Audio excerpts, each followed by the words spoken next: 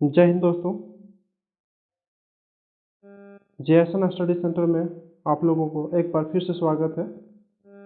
आज मैं JSSC GD exam 2020 10 जनवरी का सभी शिफ्ट का एनालिसिस लेकर के आया हूँ। इससे हम लोग को यह पता चलेगा कि आने वाला जो शिफ्ट है उसमें किस तरह के क्वेश्चन पूछे जाएंगे।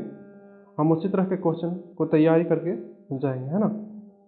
तो चलिए विलम्ब न करते हुए हम क्वेश्चन की ओर आगे बढ़ते हैं और देखते हैं कि किस तरह के क्वेश्चन तीनों शिफ्ट में पूछे गए थे।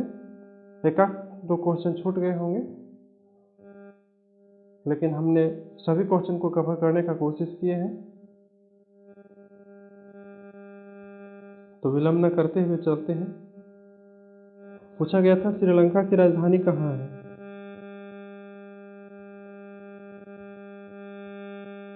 श्रीलंका की राजधानी कहाँ है? तो श्रीलंका की राजधानी पहले वैसे तो कोलंबो हुआ करता था, लेकिन उसको बदल करके कहाँ कर दिया गया है? श्री जयवर्धनम वर्धनापुरे कोट्टे कर दिया गया है ना। कहाँ है? तो श्रीलंका की राजधानी श्री जयवर्धनापुरा कोट्टे है। यही ऑप्शन में दिया होगा, कोलंबो नहीं दिया हुआ रहता। गौतम बुद्ध ने अपना पहला उपदेश कहाँ दिया था? तो गौतम बुद्ध ने अपना पहला उपदेश सारनाथ में दिया था और यहीं से उन्होंने धर्म चक्र परिवर्तन प्रारंभ किया था। तो गौतम बुद्ध से रिलेटेड जो भी क्वेश्चन है आने वाले शिफ्ट में उसको अच्छे से तैयारी करके जाइएगा। जैसे गौतम बुद्ध का जन्म कहाँ हुआ? लुम्बिनी में। उसकी मृत्यु कहाँ हुआ? इस तरह के और भी क्वेश्चन देख लीजिएगा, ताकि आने वाले शिफ्ट में जरूर यहाँ एक क्वेश्चन हम लोग पकड़ सकें। नेक्स्ट क्वेश्चन है, विश्व खुशहाली सूचकांक 2022 के अनुसार भारत का स्थान कौन सा है? तो कौन सा स्थान है? 136वां स्थान है। कौन सा स्थान है? 136वां स्थान है। और फर्स्ट जो स्थान है वो किसका है? फिनलैंड का है।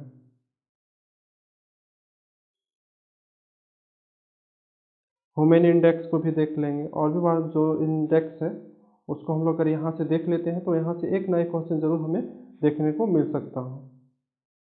आने वाले शिफ्टों में जरूर से जरूर इसे देख के हम लोग को जाना होगा।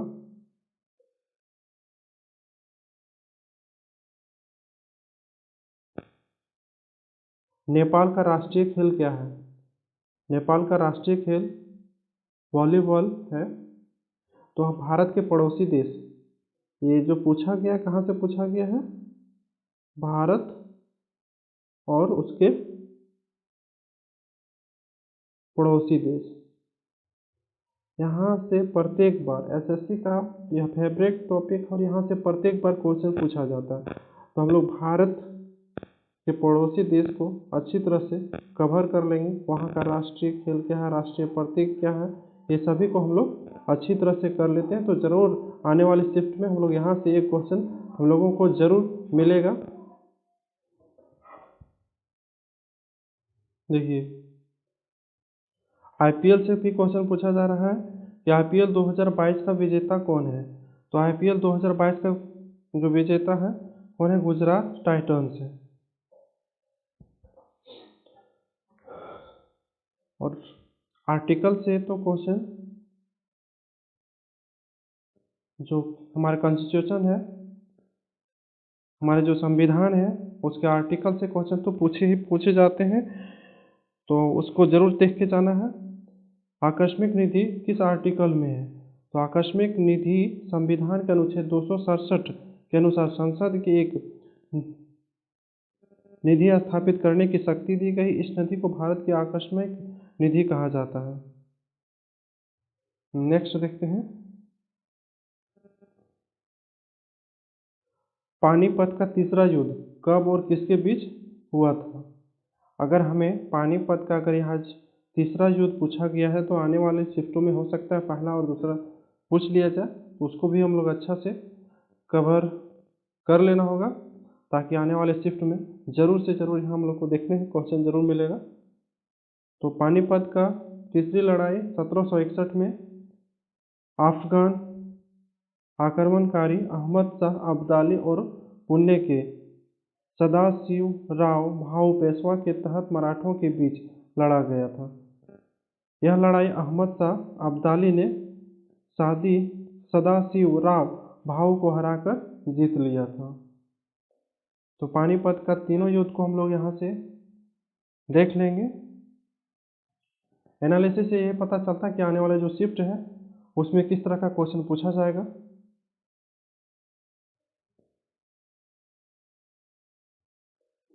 पिल्ला ग्रह किसे कहा जाता है? तो पिल्ला ग्रह किसे कहा जाता है? शुक्र को कहा जाता है। इस प्रकार नीला ग्रह किसे कहा जाता है?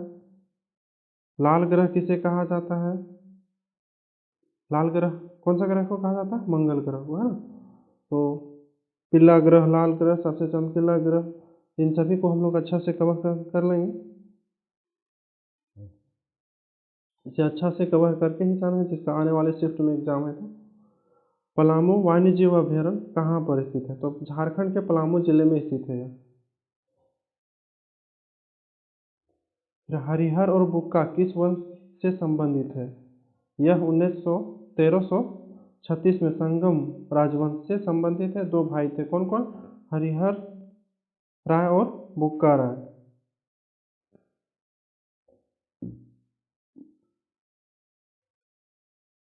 संगम वंश प्राचीन भारत के एक गडेरिया राजवंश था। इस वंश का राजा कुरबा क्षत्रिय थे। तुलसी का वैज्ञानिक नाम क्या है? तुलसी का वैज्ञानिक नाम क्या है? ओसिमम टेनिफ्लोरम। ओसिमम टेनुफ्लोरम है। इस तरह हम लोग यहाँ से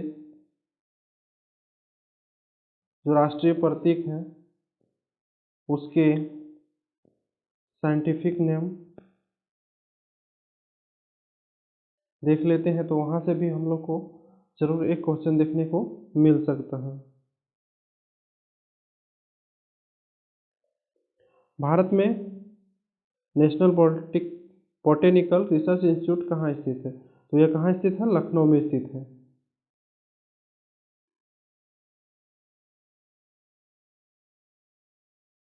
भारतीय 50 रुपये का नोट किस रंग का है? तो यह फ्लोरेंट ब्लू कलर का है। किस कलर का है? फ्लोरेंट ब्लू कलर का है।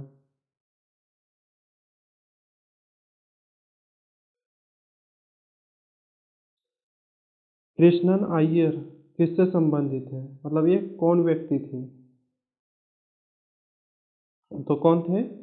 न्यायमूर्ति VR कृष्णन अय्यर 15 नवंबर 1915 से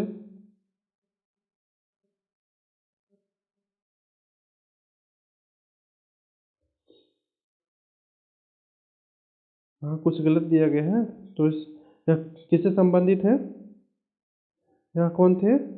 न्यायाधीश थे, सर्वोच्च न्यायालय के न्यायाधीश थे।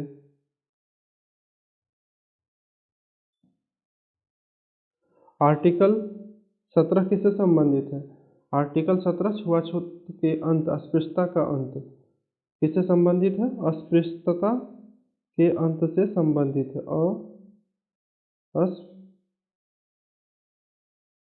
अस्पृश्यता के अंत से संबंधित है। मतलब अनुच्छेद 17 कहता है कि अस्पृश्यता को समाप्त कर दिया गया है और यह किसी भी रूप में इसका अभ्यास वर्जित है। अस्पृश्यता से उत्पन्न होने वाली किसी भी अक्षमताओं को लागू करना कानून के अनुसार दंडनीय अपराध होगा। भारत का नेपोलियन किसे कहा जाता है? तो यह समुद्रगुप्त को कहा जाता है। किसको कहा जाता है? समुद्रगुप्त। भारत के महानतम राजाओं में से एक थे, जिन्होंने अपने राज्य का एक साम्राज्य में बदल दिया और एक महान विजेता साबित हुए, और इसकी विजय को देखते हुए भारतीय नेपोलियन इसे माना गया।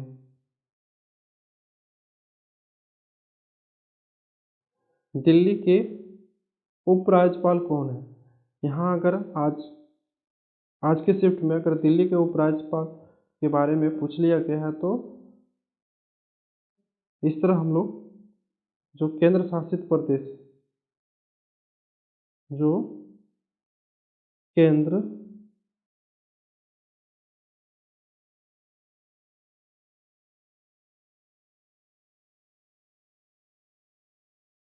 शासित प्रदेश है, उसके राज्यपाल के उपराज्यपाल के बारे में अगर हम लोग याद कर लेते हैं, वहाँ से जरूर एक ना एक क्वेश्चन हम लोग को आने वाले शिफ्टों में देखने को मिलेगा। तो आप इसे जरूर देख के जाइएगा, याद करके जाइएगा, जितने भी केंद्र शासित प्रदेश हैं और उसके उपराज्यपाल। नेक्स्ट क्वेश्चन है, विजय हजारे ट्रॉफी 2016-17 किसने जीता? तो विजय हजारे ट्रॉफी 2016-17 कौन जीता था? तमिलनाडु ने। फाइनल में बंगाल को कितना 37 रन से हराया था। कितना हराया था? 37 रन से। ये भी पूछ सकता है कि कितना रन से हराया गया था और किसको हराया गया था। तो विनर कौन थे?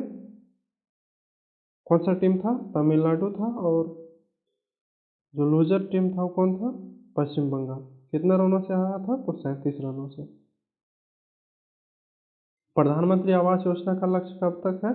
2024 तक कि सभी के पास पक्के मकान होंगे। कॉप 27 का सम्मेलन कहाँ हुआ?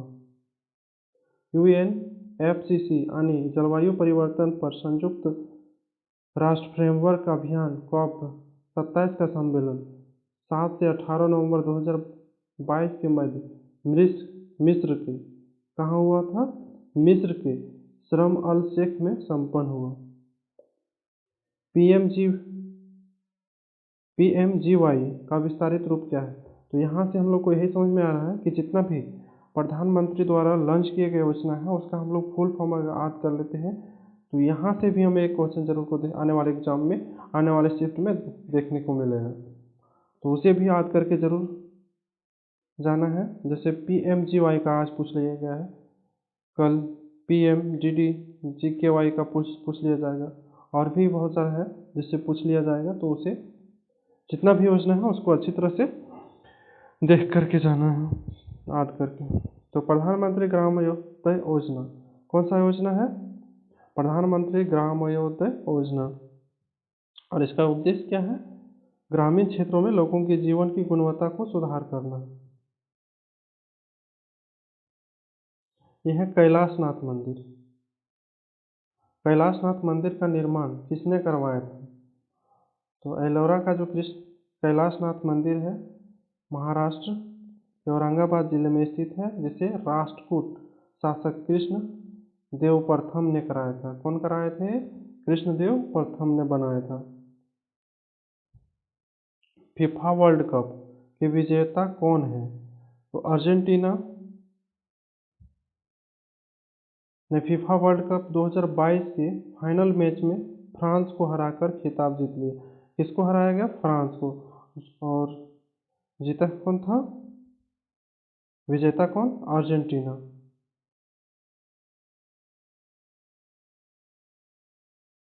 और ये कितने साल के बाद जीते? 36 साल के बाद अर्जेंटीना ने अपना वर्ल्ड कप जीता। भारत के राष्ट्रपति का पद किस देश से लिया गया है? या ब्रिटेन से लिया गया है? कहाँ से लिया गया है? ब्रिटेन से लिया गया है।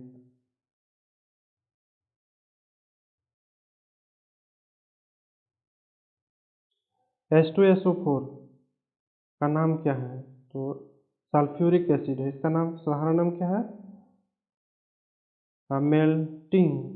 मेल्टिंग एसिड या ऑयल ऑफ विटेरियल के नाम से इसे भी जाना जाता है। तो ऑप्शन में जो दिया होगा उसके अनुसार हम लोग देख सकते हैं। सोन नदी का उद्गम स्थान पूछा गया था। सोन नदी का उद्गम स्थान, तो जितने भी नदियों का उद्गम स्थान उसे याद करके एक बार जरूर पढ़ के जाना है एग्जाम में हम लोग को, ताकि यहाँ से क्वेश्चन पूछा ही पूछा जाता है, इसको हम लोग छोड़ नहीं सकते हैं। तो यह जो नदी है सोन नदी मध्य प्रदेश के अमरकंटक नामक पहाड़ी से निकलकर 350 मील चल करके कटती हुई पटना से पश्चिम गंगा में मिलती है।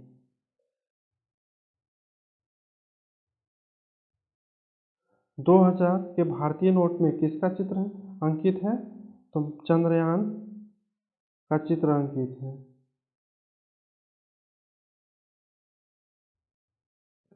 कलिंग युद्ध के समय मौर्य साम्राज्य के शासक कौन था? तो अशोक सम्राट थे। कौन थे? अशोक सम्राट। पूछा गया था कि प्रधानमंत्री पहले जो स्वदेशी विमान पोत INS विक्रांत का जलावतरण किसने किया था? तो कौन किए थे? प्रधानमंत्री नरेंद्र मोदी जी ने किए थे। भारत में पहली जनगणना कब हुई थी? तो पहली जनगणना 1872 ईस्वी में हुई। तो पहली जनगणना किसके काल में शुरू हुआ था? यहाँ से इसको भी अच्छी तरह से देख ले जाना है ताकि हम लोग एक से एक भी क्वेश्चन को हम लोग छोड़ेंगे नहीं, क्योंकि GS GK में अगर क्वेश्चन छोड़ते हैं तो मैथ में हमें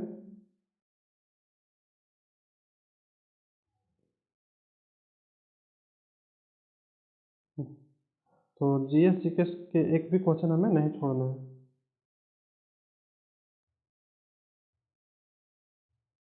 जागोई नृत्य किस राज्य का नृत्य है? तो जो शास्त्रीय नृत्य है वहाँ से क्वेश्चन पूछा जा रहा है। कहाँ है? कहाँ का लोक नृत्य है? मणिपुर। भारत के मध्य से होकर कौन सी अक्षांश रेखा गुजरती है? तो 23.5 डिग्री, जिसे कर्क रेखा कहा जाता है। यह 8 राज्यों से होकर के गुजरता है। कौन कौन सा राज्य है? गुजरात, राजस्थान, मध्य प्रदेश, छत्तीसगढ़, झारखंड, पश्चिम बंगाल, त्रिपुरा और मिजोरम। इसका जो शॉर्ट ट्रिक है क्या है? मित्र पर गमछा झार।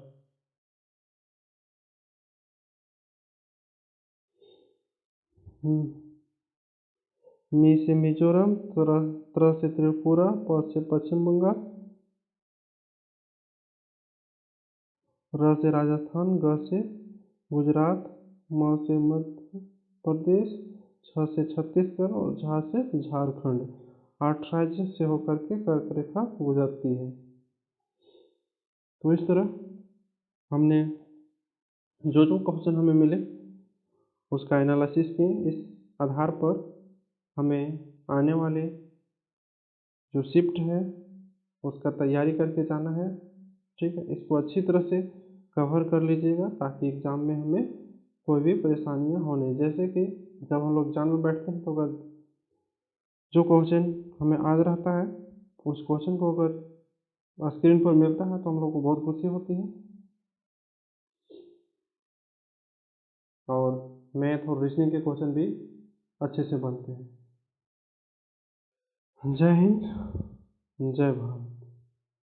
अगर आप लोगों को इसी तरह का एनालिसिस प्रत्येक दिन चाहिए तो हमारे चैनल को ज़रूर सब्सक्राइब कीजिएगा। Thank you.